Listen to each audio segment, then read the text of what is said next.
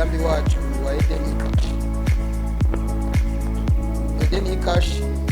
yaje bwa mbere kugira ngo yorohereza abanywanyi bahora bata umwanya munini n'uburyo bwo kwiyunguruza baja kuraba amashami yacu ya Edeni Microfinance ahari kugira ngo bashobore gukora ibikorwa bijanye n'ibikorwa byo mu mabanki bakaza kubikorera muri Edeni Microfinance. Mugabo kandi ubwa kabiri ni kugira ngo dushigikire leta y'u Burundi irongowe na General Major Evariste Ndayishimiye mu guhimiriza abene gihugu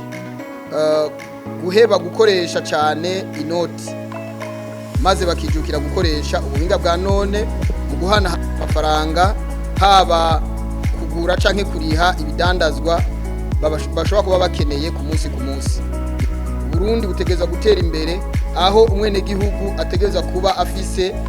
konte yiwe ku mufuko ayigendana kandi no mu kuriha akariha akoresheje uburyo bwa none.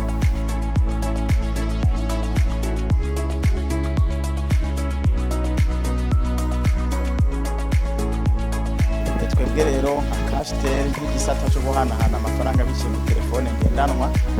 tugiye kubandanya duhimiriza abene gihugu na cyane aho tuzoca hose ari abanwanyi abo twita abakiriya ba Microfinance Edeni kwijukira iki gisata ca Cashtel kuko dushobora guhuza